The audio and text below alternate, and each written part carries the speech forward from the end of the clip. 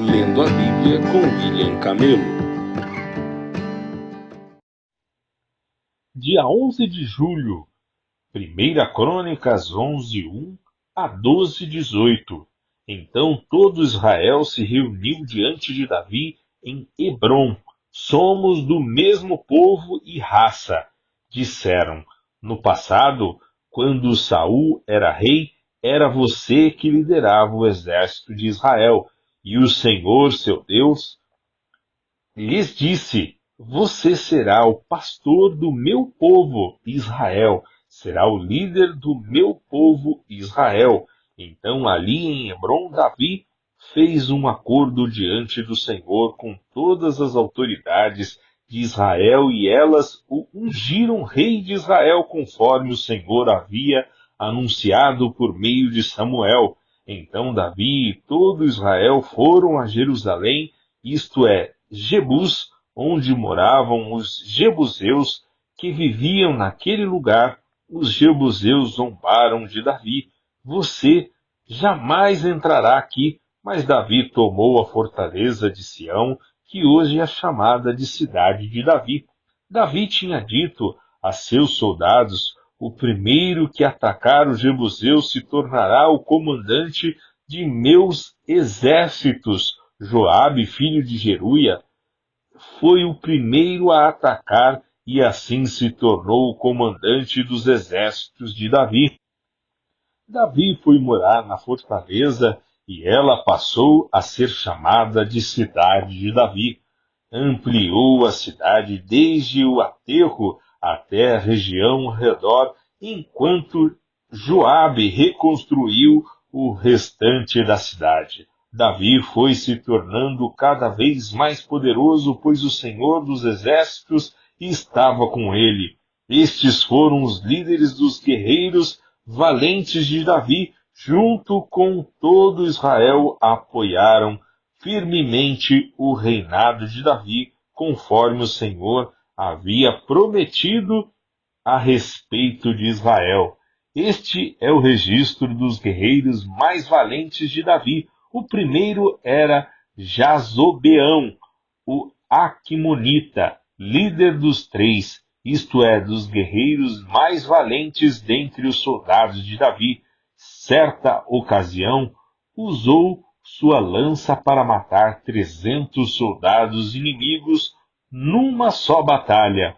O segundo era Eleazar, filho de Dodai, descendentes de Aoi. Estava com Davi quando os filisteus se reuniram para a batalha em Pas-damim e atacaram os israelitas numa plantação de cevada. O exército israelita fugiu, mas Eleazar e Davi mantiveram sua posição no meio do campo e derrotaram os filisteus. O Senhor os salvou e lhes deu grande vitória. Certa vez Davi estava na rocha junto à caverna de Adulão, e o exército filisteu estava atacando no vale de Refaim. Os 3 que faziam parte dos 30, um grupo de elite entre os valentes de Davi, desceram para encontrá-lo em Adulão. Nessa ocasião, Davi estava na fortaleza e um destacamento filisteu havia ocupado a cidade de Belém.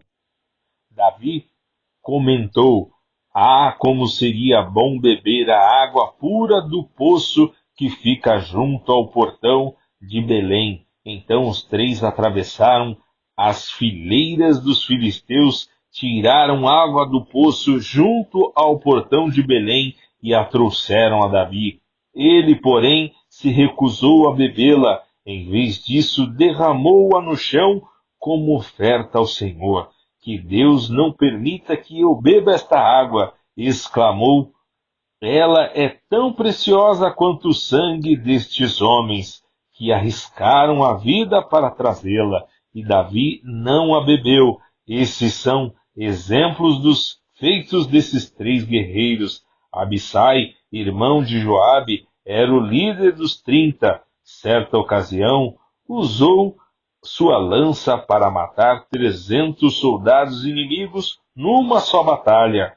Foi por causa de feitos como esse que ele se tornou tão famoso quanto os três. Abissai era o mais conhecido dos 30 e era seu comandante, embora não fosse um dos três. Também havia Benaia, filho de Joiada, soldado valente de Cabizel, realizou muitos feitos heróicos, como matar 2 grandes guerreiros de Moabe. Em outra ocasião, num dia de neve, perseguiu um leão até uma cova e o matou.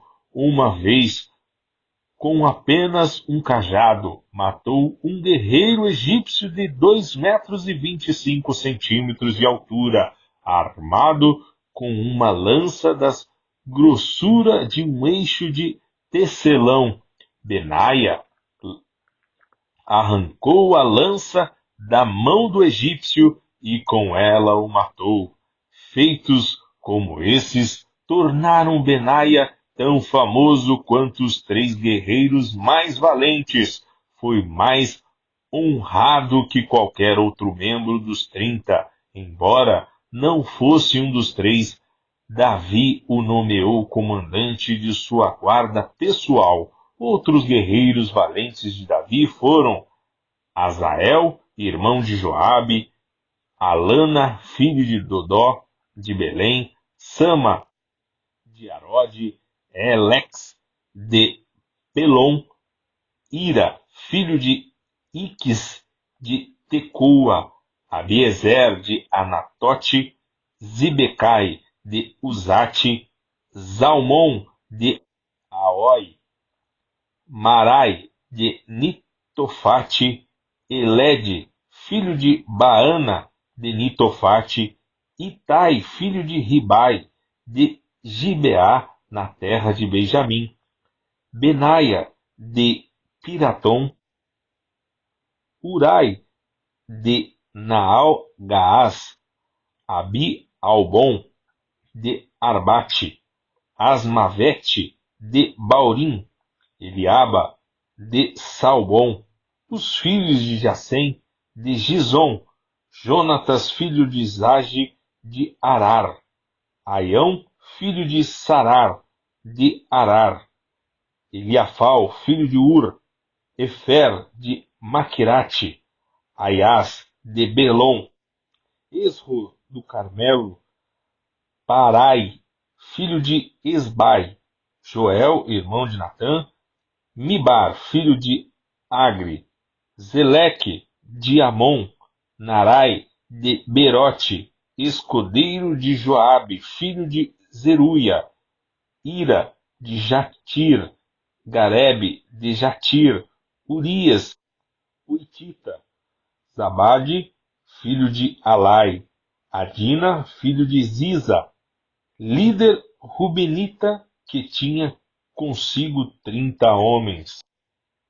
Ana, filho de Maaca, Josafá, de Mitine, Uzias, de Asterote, Sama e Jeiel, filhos de Otão, de Aroer, Gediael, filho de Zingri, Joa, de Tis, Eliel, de Maave, Jeribai e Josavias, filhos de Eunaã, Itma, de Moabe, Eliel e Obed, Jaziel, de Zoba. Estes foram os homens que se juntaram a Davi em Ziclag, quando ele estava escondido de Saul, filho de Quis. Estavam entre os guerreiros que lutaram ao lado de Davi na batalha. Todos eles eram arqueiros habilidosos, capazes de atirar flechas com um arco ou pedras com a funda, tanto com a mão esquerda como com a direita. Eram todos parentes de Saul, da tribo de Benjamim. Seu chefe era Aiezer, filho de Semaá, de Gibeá. Seu irmão Joás era o segundo no comando. Os outros guerreiros foram Gesiel e Pelete, filhos de Asmavete, Beraca, Jeú de Anadote, Ismaias de Gibeon, guerreiro valente, líder entre os 30, Jeremias, Jaziel, Joanã e Josabade de Gidera, Eluzai, Jerimote, Bealias, Zemarias e Zefatias de Arufe, Eucana, Isaías, Azarel, Joezer e Jazobeão, todos coraitas, Joela e Zibadias, filhos de Jeroão de Gedor, alguns guerreiros valentes e treinados para o combate da tribo de Gade, também se juntaram a Davi quando ele estava na fortaleza no deserto. Eram hábeis com o escudo e a lança, ferozes como o leão e ágeis como a gazela nos montes. Ezer era o chefe, Obadias o segundo, Eliabe o terceiro, Mismana o quarto, Jeremias o quinto, Atai o sexto, Eliel o sétimo, Joanã o oitavo, Euzabade o nono, Jeremias o décimo e Maquibanai o 11º.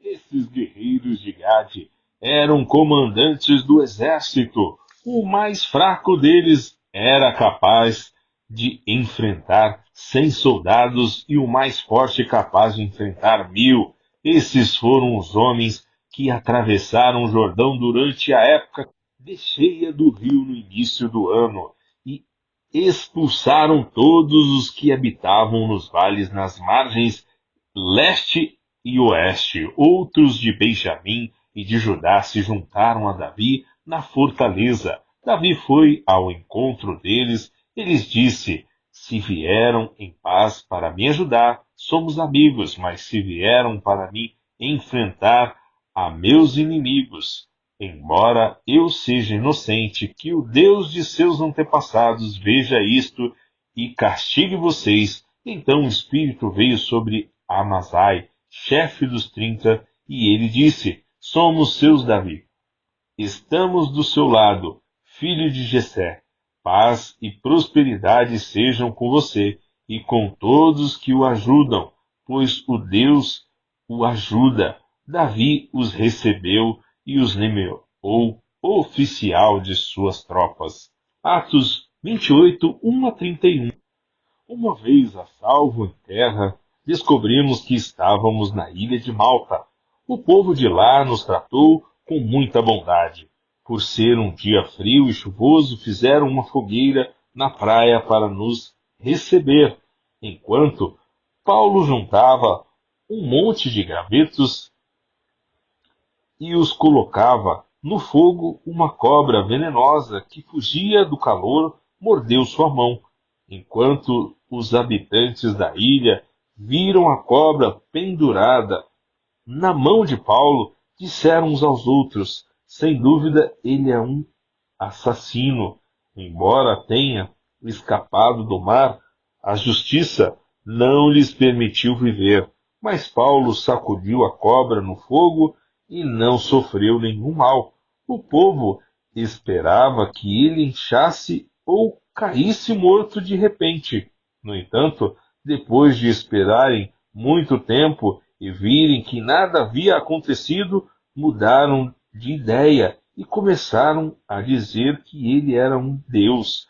Perto da praia havia uma propriedade pertencente a Públio, a principal autoridade da ilha. Por 3 dias ele nos hospedou e nos tratou com bondade. Aconteceu que o pai de Públio estava doente com febre e disenteria. Paulo entrou, orou por ele e, impondo as mãos sobre sua cabeça, o curou. Então os demais enfermos da ilha vieram e foram curados. Como resultado, fomos cobertos de presentes e honras E chegada a hora de partirmos, o povo nos forneceu todos os suprimentos necessários à viagem. 3 meses depois do naufrágio, embarcamos em outro navio que havia passado o inverno na ilha. Era um navio alexandrino que tinha na parte da frente a figura dos deuses gêmeos. Aportamos em Siracusa, onde ficamos 3 dias. Dali navegamos até Régio. Um dia depois, um vento sul começou a soprar, de modo que no dia seguinte prosseguimos até Puteoli. Ali encontramos alguns irmãos que nos convidaram a passar uma semana com eles. Depois fomos para Roma. Os irmãos em Roma souberam que estávamos chegando e vieram ao nosso encontro no fórum da Via Ápia. Outros se juntaram a nós nas 3 vendas.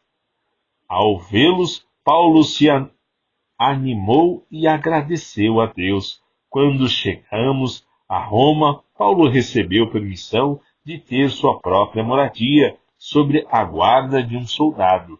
3 dias depois de chegar, Paulo convocou os líderes judeus locais e lhes disse: Irmãos, embora eu não tenha feito nada contra nosso povo, nem contra os costumes de nossos antepassados, fui preso em Jerusalém e entregue ao governo romano. Os romanos me interrogaram e queriam me soltar, pois não encontraram motivo para me condenar à morte. Mas quando os líderes judeus protestaram contra a decisão, considerei necessário apelar a César, embora não tivesse acusação alguma contra meu próprio povo. Por isso, pedi a vocês que viessem aqui hoje, para que nos conhecêssemos e também para que eu pudesse explicar que estou preso com estas correntes porque creio na esperança de Israel. Eles responderam: não recebemos nenhuma carta da Judéia e ninguém que veio de lá nos informou alguma coisa contra você. Contudo, queremos ouvir o que você pensa, pois o que sabemos a respeito deste movimento é que ele é contestado em toda parte. Então, marcaram uma data e neste dia muita gente foi à casa de Paulo. Ele explicou e testemunhou sobre o reino de Deus desde cedo até a noite. Procurou convencê-los acerca de Jesus com base na lei de Moisés e nos livros dos profetas. Alguns foram convencidos pelas coisas que ele disse, mas outros não creram, e depois de discutirem entre si foram embora com estas palavras finais de Paulo. O Espírito Santo estava certo quando disse a nossos antepassados por meio do profeta Isaías: vai e diga a este povo, quando ouvirem o que digo, não entenderão. Quando virem o que faço, não compreenderão, pois o coração deste povo está endurecido. Ouve com dificuldade e tem os olhos fechados, de modo que seus olhos não veem e seus ouvidos não ouvem, e seu coração não entende, e não se voltam para mim, nem permitem que eu os cure. Portanto, quero que saibam que esta salvação, vinda de Deus, também foi oferecida aos gentios, e eles a aceitaram.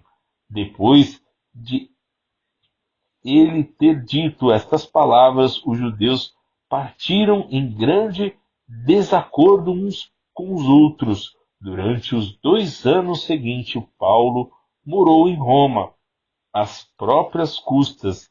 A todos que o visitavam, ele recebia, proclamando corajosamente o reino de Deus e ensinando a respeito do Senhor Jesus Cristo, sem restrição alguma. Salmos 9:1-12.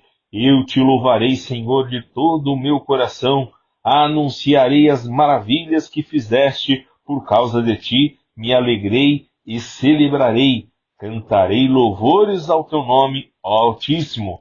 Meus inimigos recuarão, tropeçarão e morrerão diante de tua presença, pois julgaste meu direito e minha causa. De teu trono julgaste com justiça, repreendeste as nações e destruíste os perversos.